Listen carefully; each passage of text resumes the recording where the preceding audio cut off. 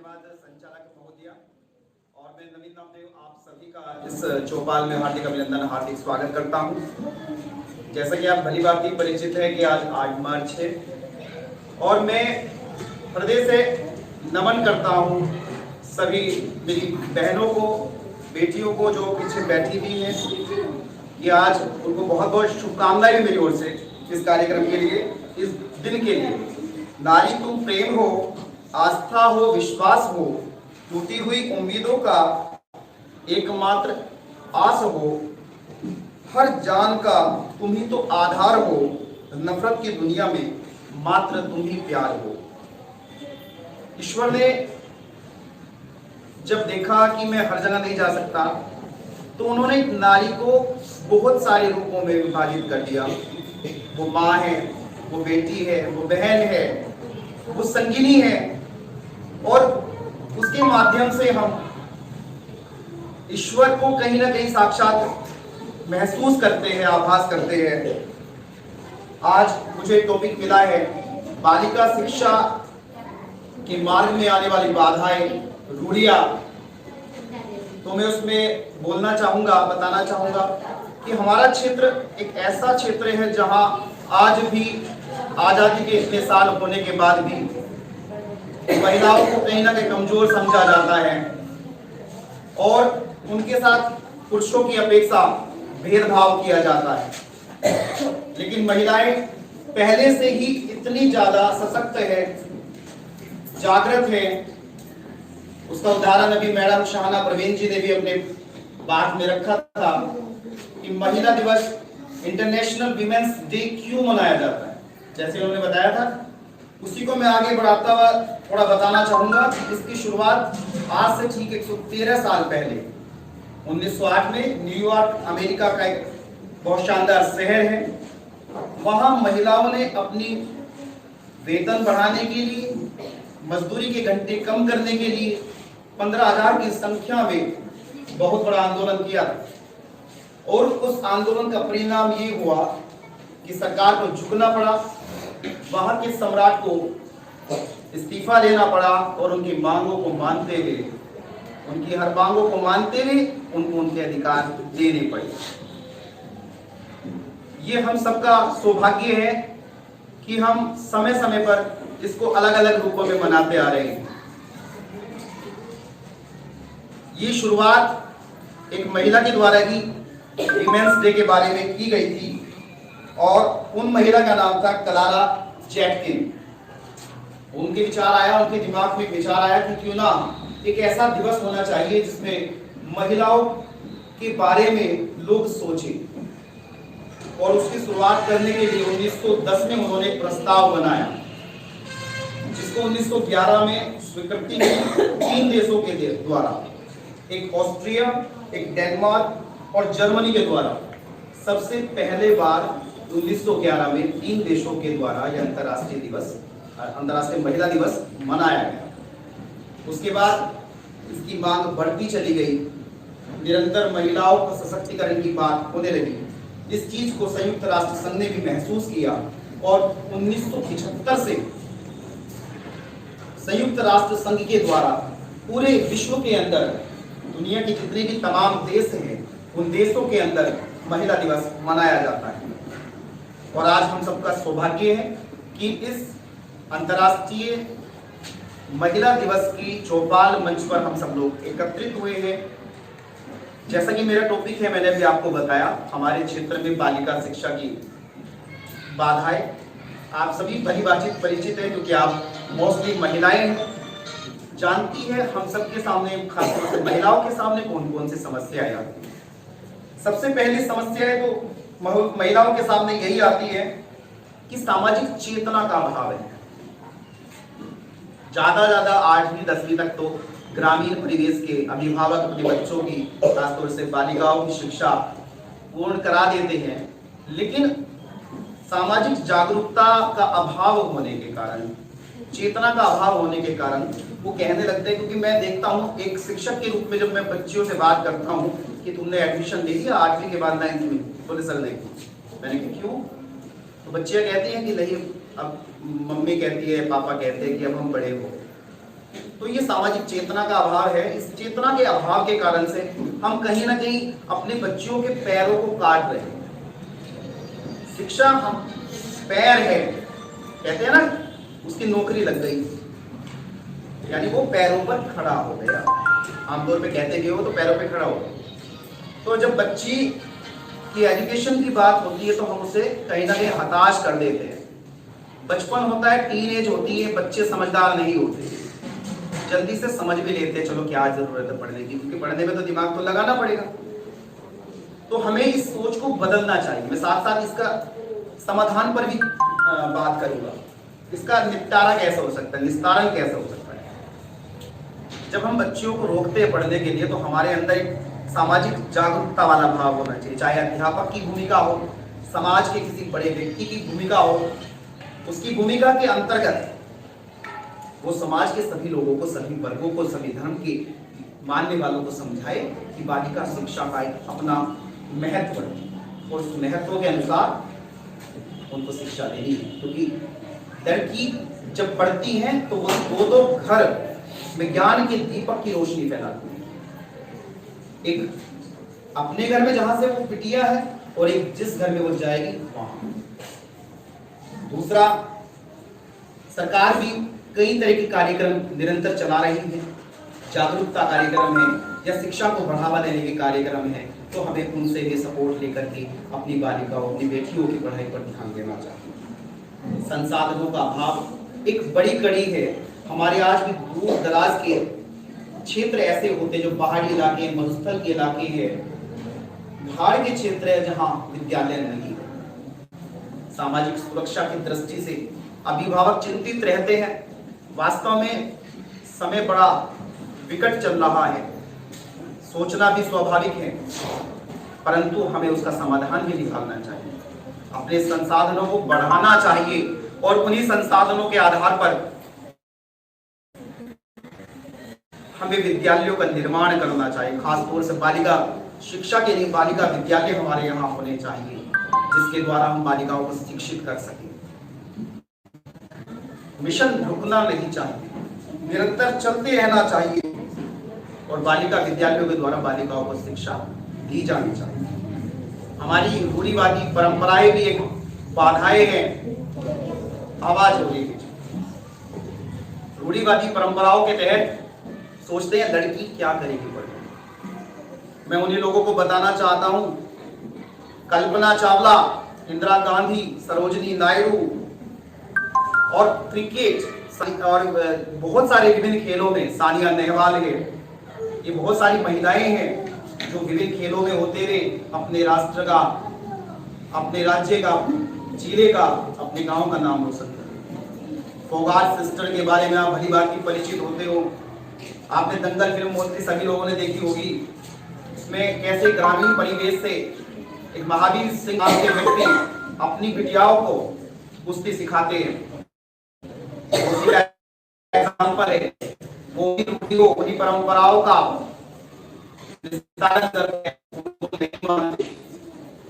एक एग्जाम्पल मैं देना चाहूंगा।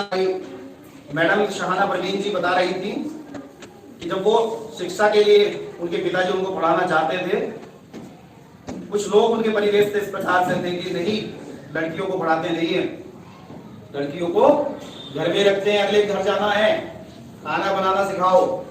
लेकिन वो जागरूक थे, उन्होंने जागरूकता के आधार पर अपनी बेटी को पढ़ाया और उसका आज नतीजा ये है कि यहाँ वरिष्ठ अध्यापिका के रूप में कार्यरत है। जोरदार तालियां चाहूंगा इनके लिए। ये कहानी नहीं है, ये हकीकत है सब लोगों की, हर एक उस अभिभावक की, उस एक हर एक अभिभावक के लिए ताली है जो अपनी बेटियों को पढ़ने के लिए अग्रसर करता है, मेहनत करता है, नई सोच रखता है। पर्दा प्रथा भी एक बहुत बड़ी फाउंडेशन इसके बीच में है। लोग सोचते हैं अरे सिर ढक के जाना, ये करके जाना, वहां तो लड़के पढ़ते हैं। तो इस सारी विचारधाराओं को हम लोगों को त्यागना होगा और हमें अपने भविष्य को ध्यान में रखते हुए अपनी बेटियों को पढ़ाना होगा। लिंग भेद भी इसका एक महत्वपूर्ण कड़ी है बाधा के रूप में। लड़कों की अपेक्षा लड़कियों को हम महत्व ही नहीं देते। कई बार कहानियों में आपने देखा होगा कि माँ ने खाना बनाया और बेटे की दाल में घी डाल दिया और बेटियां सूखी रोटी खा रही। तो ये पक्षपात लिंग भेद नहीं होना चाहिए। बेटी बेटा एक समान है और नारी तो वो है जो देकर के जाती है, वो माता पिता की भी हमेशा सेवा करती है। शादी के बाद भी बेटियां ही एक ऐसा होती है जिन्हें अपनी माता पिता का तब भी ख्याल होता है जब वो दूसरे घर चले जाते हैं। आर्थिक कारण भी कई बार इस तरह की परिस्थितियां उत्पन्न करते हैं। अगर हाथ में पैसा नहीं होगा तो लोग सोचते रहे क्या करेंगे, कहां से पैसा लाएगा। कहने की बात यह है कि जो भी विकट या विषम परिस्थितियां हो, हमें उनको दरकिनार करते हुए अपने बच्चों की पढ़ाई पर ध्यान देना होगा, तभी परिवर्तन आएगा, तभी हम अपने बच्चों को कामयाब बना देंगे। और एक सपना होना चाहिए, हर एक अभिभावक के अंदर एक सपना होना चाहिए कि मैं अपने बच्चे को वो बना करके चलूं। वो विभिन्न प्रकार से हो सकता है, अलग अलग हो सकता है। कोई अपने बच्चे को पायलट बना सकता है, इंजीनियर बना सकता है, डॉक्टर बना सकता है, टीचर बना सकता है, एक बिजनेसमैन बना सकता है, वो उसकी इच्छा है। लेकिन यदि वो सपना रखेगा तभी वो सपना साकार है। इसलिए हमें सपने देखने चाहिए और खुली आंखों से सपने देखने चाहिए। महिला सशक्तिकरण की हमें बहुत जरूरत है। घर को स्वर्ग बनाती नारी, घर की इज्जत होती नारी, देव भी पूजा करते जिनकी, ऐसी प्यारी सूरत नारी। आज आधी दुनिया महिलाओं की है, तो वो पीछे कैसे हो सकती है? जनसंख्या के हिसाब से हर विभाग में अगर मैं अपने लिए इस विद्यालय की बात करूं तो इसमें 13 अध्यापक अध्यापिका हैं, जिसमें से 11 महिलाएं हैं। कहने को मैं मजाक में कहता हूं कि हम लोग तो अल्पसंख्यक हैं, क्योंकि 2 पुरुष यहाँ पर हैं। तो महिला कहाँ पीछे? महिला तो बहुत आगे। बस हमें करना क्या है? सजग होना है, सतर्क होना है और अपने बच्चों के लिए सपना देखना है। उन्हें मौलिक अधिकार और संविधान का ज्ञान कराना है, क्योंकि हर बच्चे का अधिकार है एजुकेशन लेना। अगर हम अपने बच्चे को नहीं पढ़ाते तो ये हम अपने बच्चे के साथ ही दगा कर रहे हैं। हम किसी और का नुकसान नहीं कर रहे, हम अपने बच्चे का नुकसान कर रहे हैं। तो आप सोचना समझना और मेरी बात को ठंडे दिमाग से जब रात को लेट जाओ तब भी गौर करना कि क्या ये सही है, हम अपने बच्चे का नुकसान कर रहे हैं। और एक बात इसमें और जोड़ना चाहूंगा कि केवल अपने बच्चों का ही नहीं, जो आपके आसपास के हैं, परिवार के हैं, समाज के हैं, उन अभिभावकों को भी समझाइए, उनको भी बताइए कि महिला शिक्षा कितनी अनिवार्य है, कितनी जरूरत है बालिका शिक्षा की। जब बालिका पढ़ेगी तभी तो कुछ पढ़ेगी।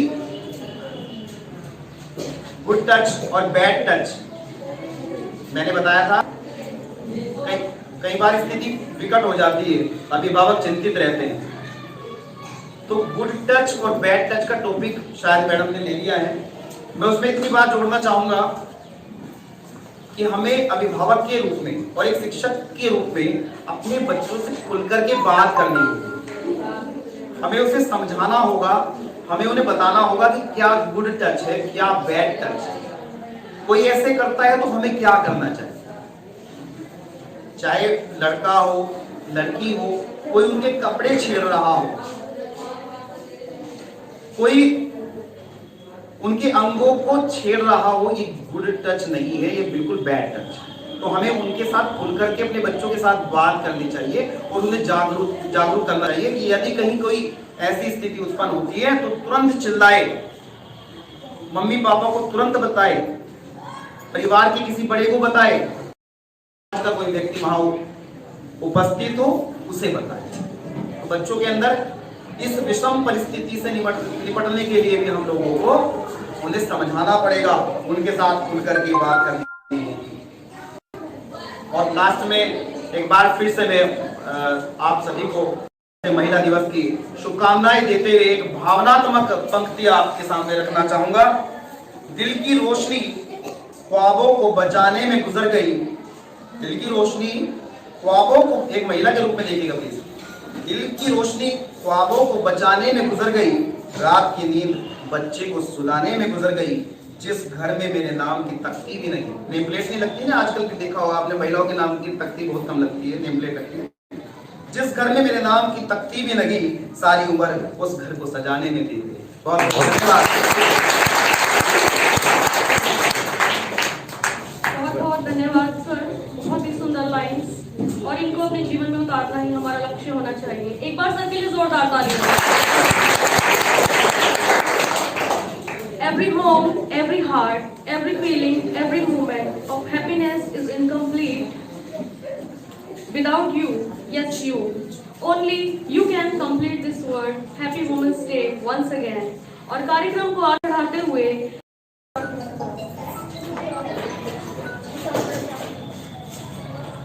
मैं सुगमकर्ता राखी जैन आज अंतर्राष्ट्रीय महिला के दिवस पर आप सबका अभिनंदन करती हूँ।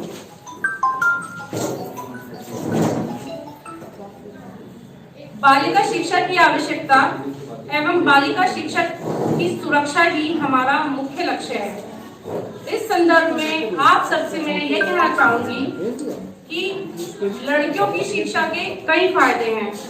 आर्थिक संकट के इस युग में शिक्षा लड़कियों के लिए एक वरदान है। आज के मध्यम वर्ग के परिवार की जरूरतों को पूरा करने के लिए एक आदमी से ही एक घर की पूरी आवश्यकता है अच्छे से पूरी नहीं हो पाती हैं, तो इसलिए अगर नारी भी शिक्षित होगी तो उससे घर की जरूरतें बहुत अच्छे से, बच्चों का लालन पोषण बहुत अच्छे से किया जा सकता है। और अगर भगवान न करे किसी का पति मर जाता है या कोई ससुराल वाले किसी औरत को बहुत परेशान करते हैं और उसे घर से निकाल देते हैं, तो अगर वो लड़की शिक्षित होगी तो वो अपने आप को अपना लालन पोषण कर सकती है और अपने बच्चों का परवरिश भी बहुत अच्छे से कर सकती है। और पढ़ाई से महिलाओं की सोच पर भी बहुत अच्छा प्रभाव पड़ता है, उनका दायरा भी बढ़ता है, वह अपने बच्चों की परवरिश अच्छे से कर सकती हैं और वह यह भी तय कर सकती हैं कि उनके परिवार के लिए क्या अच्छा है और क्या बुरा है। पुरुष और महिला दोनों समाज में दो समान पहियों की तरह समांतर चलते हैं, इसलिए लड़कों और लड़कियों को शिक्षा का समान अवसर देना चाहिए। एक पुरुष को शिक्षित करना राष्ट्र के कुछ हिस्से को शिक्षित करना है और जबकि एक महिला को शिक्षित करना पूरे देश को शिक्षित करना है। महिलाओं को पुरुषों की तुलना में हमें कमजोर नहीं मानना चाहिए। अब मैं एक कविता के द्वारा बेटा और बेटी के बारे में कुछ आपके सामने प्रस्तुत करना चाहती हूँ। बेटी कहती बाहां पसार, बेटी कहती बाहां पसार, चाहिए मुझे भी समान अधिकार। बेटा बेटी है एक समान, क्यों न समझे सब नादान। गर्भ से लेकर प्रसव वेदना में ना कोई अंतर, गर्भ से लेकर प्रसव वेदना में ना कोई अंतर। असमानता के भावों से विधाता का क्यों करे निरादर। माँ बहन बेटी बनकर ममता को जो है लुटाए, उसके जन्मदाता पर उसके जन्म ममता को जो उसके जन्म पर जन्मदाता भी न हर्षाए। बेटी कोई बोझ नहीं है, बेटी कोई बोझ नहीं है, इस सच को स्वीकारना है। बेटा है अगर घर का गौरव, बेटी बिन आंगन सूना। बेटी को सभ्य समाज निर्माण है करना, बेटी को शिक्षित कर सभ्य समाज निर्माण है करना। बेटा है एक कुल का रक्षक, बेटी तो कुल का गहना। बेटियों को बनाए आत्मनिर्भर, बेटे को भी समझाएं। बेटियों को बनाए आत्मनिर्भर, बेटे को भी समझाएं। हर नारी का सम्मान करें, उसे संस्कारवान बनाएं। इसके साथ मैं आपको गुड टच और बैड टच के बारे में भी बताऊंगी कि अगर आपको कोई टच करता है, कोई छूता है और आपको अच्छा लगता है तो उस टच को हम गुड टच कहते हैं। और अगर आपको कोई छूता है और आपको अच्छा नहीं लगता है तो हम उसे बैड टच कहेंगे। और अगर कोई अनजान व्यक्ति आपके प्राइवेट पार्ट को गलत तरीके से छूने की कोशिश करता है तो ये भी बैड टच का ही उदाहरण है।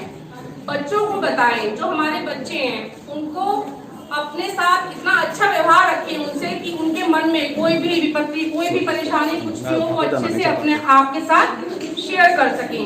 और बच्चों को, जो छोटे बच्चे होते हैं, उनको उनकी शारीरिक संरचना के बारे में भी बताएं कि हमारे शरीर के कुछ अंग ऐसे होते हैं जिनको सिर्फ हम ही छू सकते हैं और उनको ही हम प्राइवेट पार्ट्स कहते हैं। बच्चों को बताएं कि उनके प्राइवेट पार्ट कौन से हैं और उन हिस्सों को किसी को भी छूने ना दें। जब बच्चे 3-4 साल के हो जाएं तो उनको बताएं कि उनके शरीर का उनका ही अधिकार है।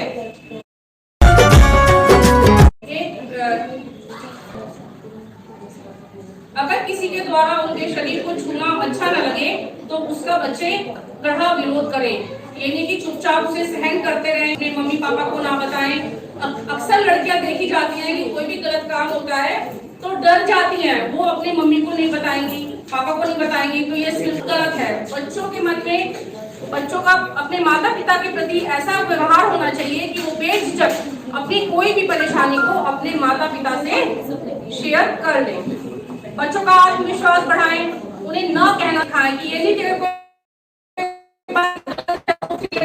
हानि करें, उनको न कहना, मना करना भी सिखाएं।